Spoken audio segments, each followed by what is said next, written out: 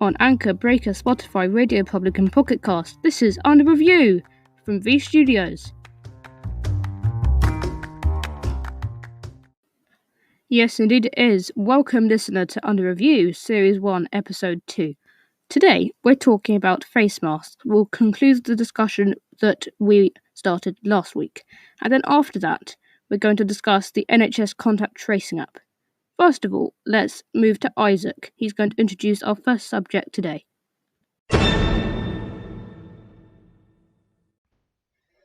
Hello, what's up Under Review listener? It's Isaac from Code Labs and Hold Up. Thank you Vigo for having me on again for another week.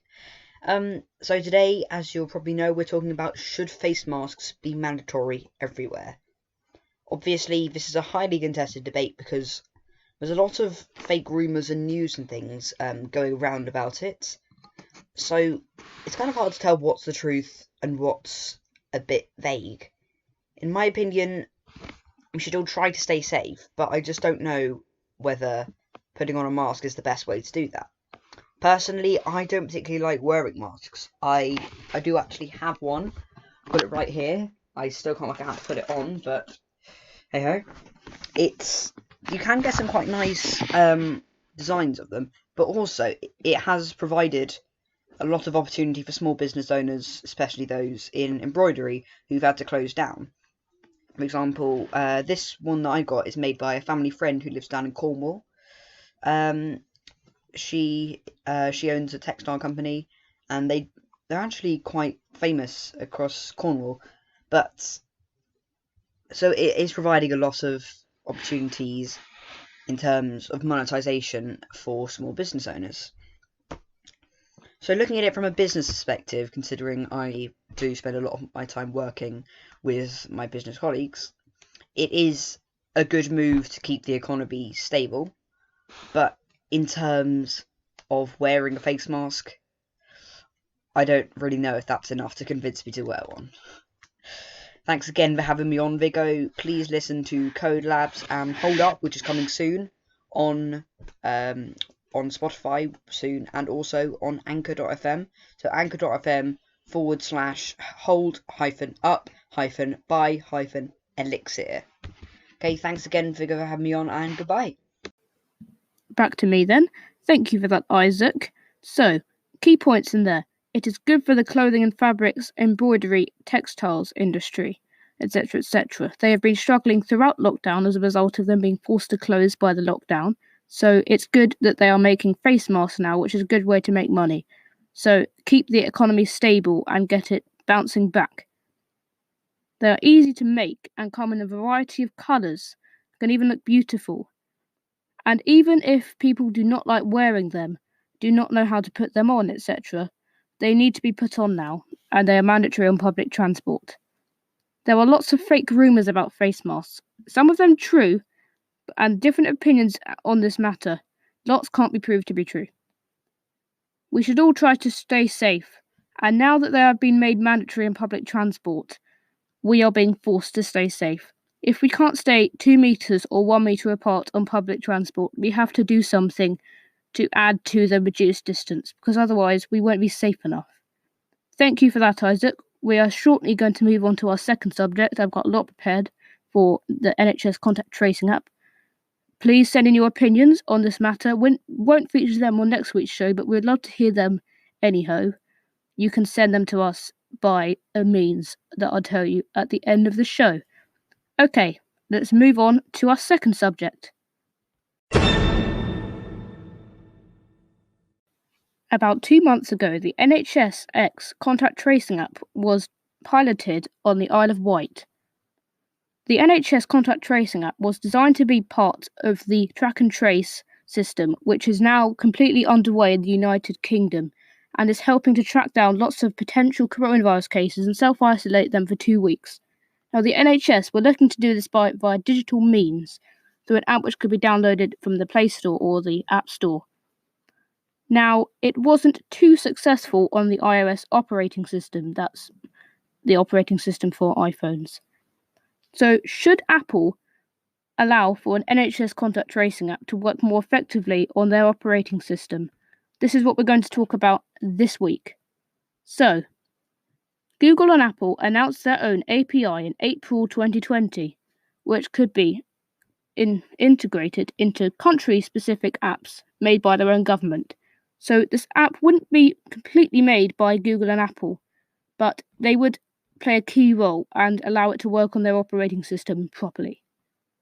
But the NHS announced a phase of development a few months ago and decided they would do it all by themselves with no help from Google and Apple. Apparently, they've actually announced it before Google and Apple, so clearly NHS got a bit further ahead than Google and Apple earlier. But the Google and Apple one, Google Apple, worked a lot more well. This is because there were less restrictions on Google and Apple operating systems for that app than there were for the NHS app.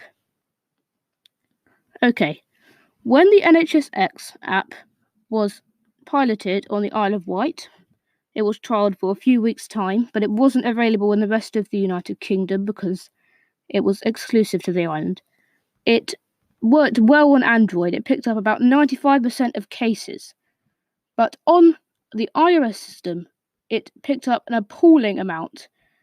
4% of potential cases were picked up. This app works through the Bluetooth feature of most smartphones nowadays.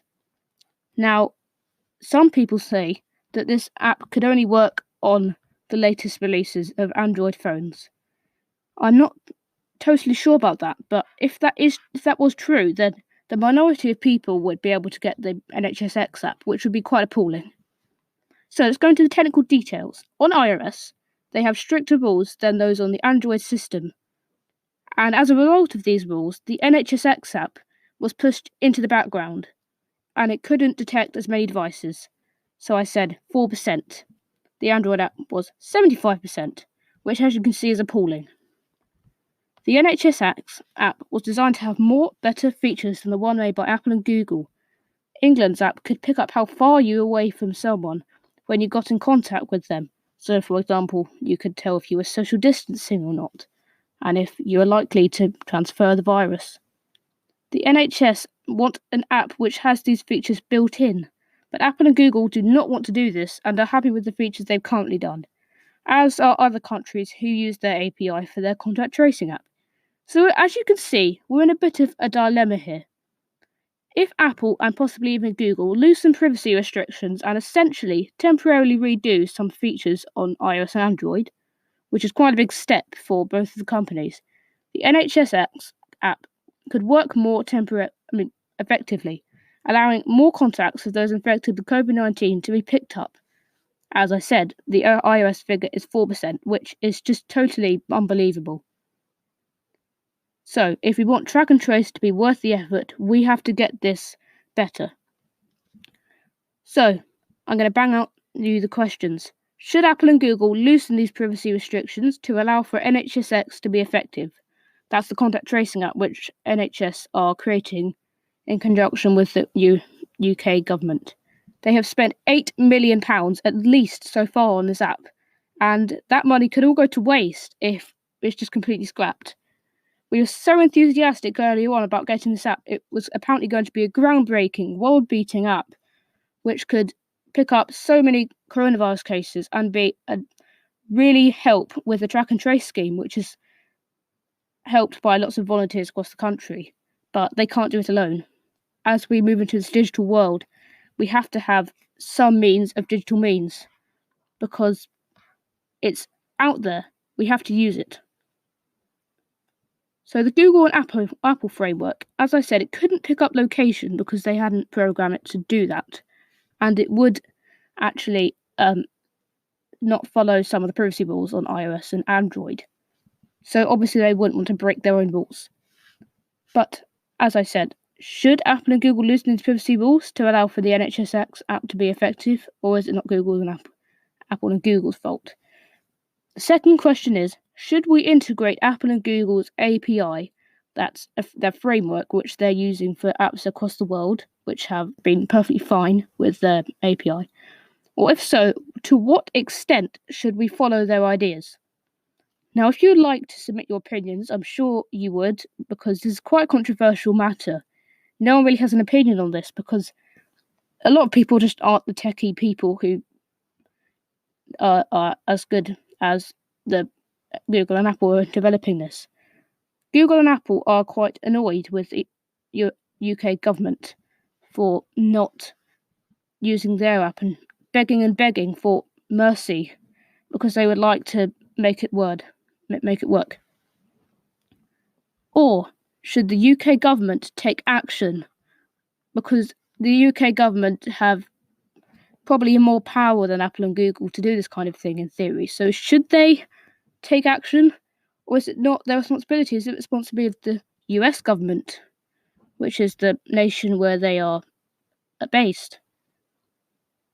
So please send in your opinions, as I said. I will tell you a bit later how to do that, quite shortly actually, on the 2 questions that I have discussed. Thank you very much for listening this week, and I will see you next week. And there might even be another little 5-minute teaser as well next week called The Nerd Herd. But for now, bye-bye, and shortly I'll tell you how to submit your opinions.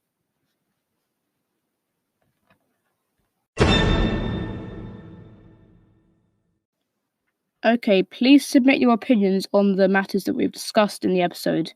I have asked you a few questions, but you don't have to just answer these questions. If you have your own opinion or something you want to completely make up, or even nothing to do with this episode, we would love to hear it.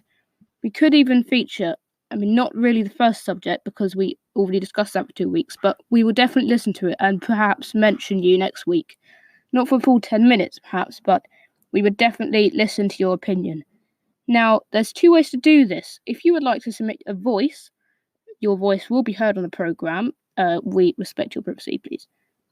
You can go to anchor.fm/underreviewcast. That's no caps, no hyphens, no underscores, no dashes, no any punctuation. That's anchor.fm/underreviewcast. There, you can click on voice message and record right through your browser. You can't have another go at this, by the way. And yeah, you can send it to us directly. There's no need to email it. It won't download though. You won't be able to edit it or anything, or upload your own recordings. If you want to upload your own recordings, please email underreviewcast@gmail.com. That's underreviewcast@gmail.com. We will respond to you if you get onto the episode, or you can find out if you get onto the episode if you listen next week. And good luck. And if you can submit text response, so you can tell us a bit about the paragraphs, about what you think, if you don't wish to speak. So a reminder of the questions this week. So the contact tracing app. Should the NHS and the UK government who are developing this app integrate Apple and Google's API, or create our own app from scratch? If so, to what extent should we follow their ideas? One thing I forgot to mention is that the NHS are thinking about the next phase of development, which could be in conjunction with Apple and Google, and they probably could play a key role in keeping this app going, because otherwise it's going to be a complete waste of money. So that was the second subject. Also, the other question is it Apple and Google's fault that this app hasn't worked, or is it the NHS fault? Should Apple and Google loosen these privacy restrictions to allow for the NHSX app to be effective? Or NHSX gone? No way we're going to get it back. Just a little more, I'll talk a bit more about this because we have got a lot of time left and we haven't really talked much this episode. So the UK government could decide to integrate Apple and Google's API, and the app will work perfectly fine. That's on iOS and Android, because Apple and Google have teamed up to create this, which is quite rare for 2 gigantic technology companies to team up to make a joint app. We have spent over 8 million, that's last week, that figure, I got that, on desperately trying to get our own app to work, when there was another perfect app out there waiting for us.